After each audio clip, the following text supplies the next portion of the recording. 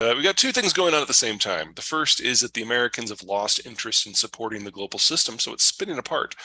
Even if we wanted to continue to play the role that we've played since 1946, our Navy has changed. We've got 12 supercarriers now and very few destroyers. We can't patrol the global oceans to protect commerce, which means that we have to choose who is safe and who is not, and we have a list. Most countries are not on it. Second, when the Americans created the globalized system back in the 40s, it allowed everyone to move off the farm and into towns and take manufacturing and services jobs. Well, when you move into town, you have fewer kids because instead of being free labor on the farm, they're now just really, really expensive pieces of furniture. And so you have fewer of them because adults aren't dumb. You fast forward that 70 years, and we've got 70 years of demographic destruction that is now all coming to a head. Most countries, especially in the advanced world, but also several in the advanced developing world, have now aged past the point of possible theoretical repopulation. So it's not just that we're running out of consumers and producers, it's we're running out of capital producers. And very soon, this moment of wealth that we've been living in since roughly 2000 is going to pass because those people who provided the consumption and the wealth are now moving into mass retirement. We've never experienced something like this in global history before, and it's going to be a rocky road. You have to understand why we've done what we've done. So the United States created the global system in order to bribe up an alliance to fight the Cold War, and in that it worked. And we provided global naval patrol so that anyone could ship anything and work with any partner at any time and access any market. So for the first time in human history, your cargo ships didn't necessarily need a military escort.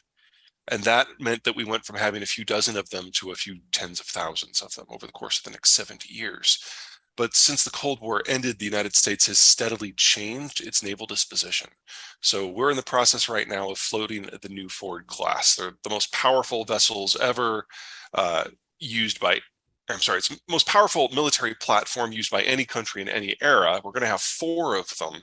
One by itself has the aircraft capacity of the 7th most powerful Air Force in the world. And that's assuming it's a fair fight, which it never would be because aircraft carriers can move. So really, you're only talking about 3 countries in the world that might be able to fend off one of these. We've got 4 Fords and 10 Nimitzes. That's a lot. I mean, if you want to knock off a country, this is how you do it. But if you want to patrol the global oceans, you need many, many, many more points of contact. 14 carriers isn't going to cut it. So you need hundreds of destroyers, almost 1,000 probably these days with the volume of traffic we have. We have 70. So there's no theoretical possibility for the United States or any other country to take that role up.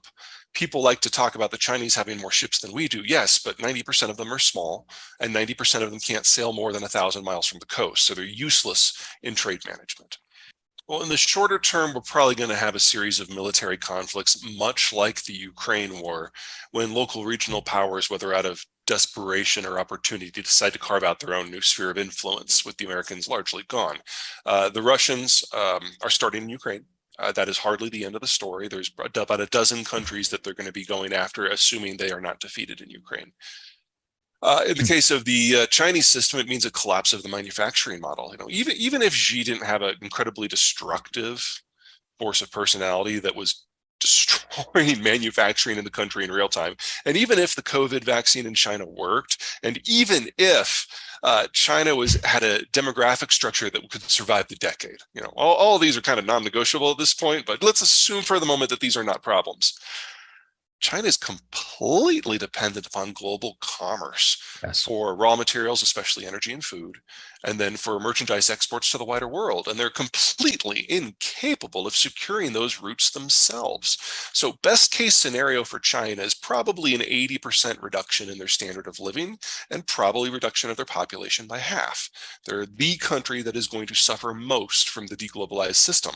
And I'd argue that we're getting very close to that cliff edge right now. It was just a couple weeks ago that the Greeks and the Iranians were confiscating each other's ships. Yep. And, the Greeks do not play that game.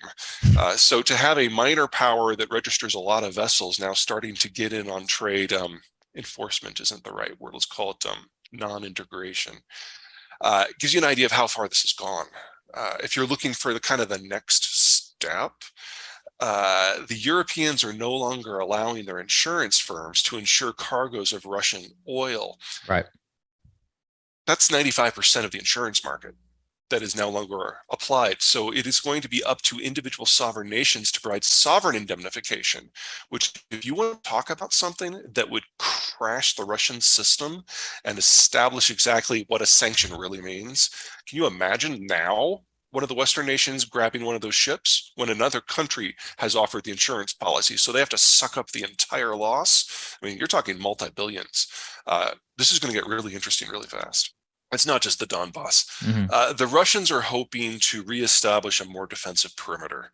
Most Russian territory is open, it's flat, and it's middling farmland. So you have a relatively light, well, actually not relative, you have a very light population density through even the populated parts of the country. And whenever a foe gets into the Russian heartlands, it becomes a war of movement. And since the foe had to move to get there, they tend to outperform Russian forces, which are very static and slow. Right. And so Russia has been invaded 50 odd times throughout its history. What the Russians are trying to do is preempt the next invasion because their demographic is in free fall. And they know that if they don't do it now, they're going to not have a chance later. So they want to forward position forces in the access points that that are gateways to the Russian territories. Two of those gateways are on the other side of Ukraine. So it's not just that Russia is not going to stop until it gets all of Ukraine. Russia is not going to stop when it gets all of Ukraine, Mm-hmm. which is one of the reasons why the NATO countries are so desperate to stop it here, because there's 5 NATO countries on the next list. Let me start by saying that Americans aren't happy unless we're stressing about something. So, when the Soviet Union fell, we found a new boogeyman. That's just how we are. It's one of our endearing quirks, in my opinion, because it means that we're always running a little bit faster than we would otherwise need to be, and that keeps us on our toes. But the story of China, the story of Korea, the story of Japan, the story of Singapore, the story of most of East Asia is globalization. When globalization allowed countries to move off the farm and into the cities, in Asia, it happened in mass. And in Asia, the density of the population pre-industrialization was the highest in the world. So in the industrialized era, we just got these mega cities that are absolutely dependent upon supply chains that stretch around the world. But that also means their demographic collapse is the fastest in the world. So Korea and China are by far the two that are furthest along. And the only way a country that has more people in their 60s and 50s and 40s than their 30s, 20s, and 10s is by exporting. So they absolutely have to remain integrated. And if something happens to that integration, they don't have an economic model. The problem that we're seeing in Japan and Korea, and to a far lesser degree Taiwan right now, is it's not just that they have more people in their 40s, 50s, and 60s, it's that the bulk of them are now on the very verge of retirement. And so they're not going to be able to maintain the productive system either.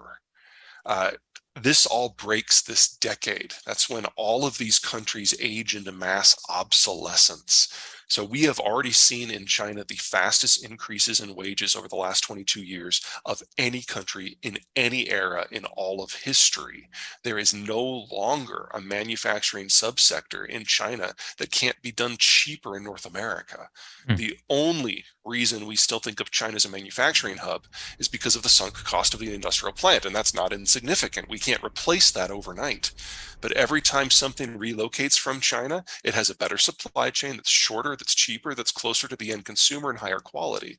So there's nothing left for the Chinese to excel at, and they're facing the demographic bomb at the same time. Familiar story in the United States that if we don't have somebody that we're stressed about, we start stressing about each other. And we all have seen in recent years how much fun that is. But it's part of our geography. When the United States was settled for the first 150 years, it was just expanding into some of the best farmland in the world with the best navigable waterways in the world. So everything was just easier, and it got better every year for 150 years. We don't have a cultural framework built into our identity of threats. We expect everything to get noticeably better constantly. And so when it doesn't, we kind of lose our shit. 9/11 is a great example. Obviously, it was a tragedy, 3,000 dead. But as a side effect, of our military interventions in the Middle East. We put the sharp end of American power on either side of every major trade and energy artery on the planet.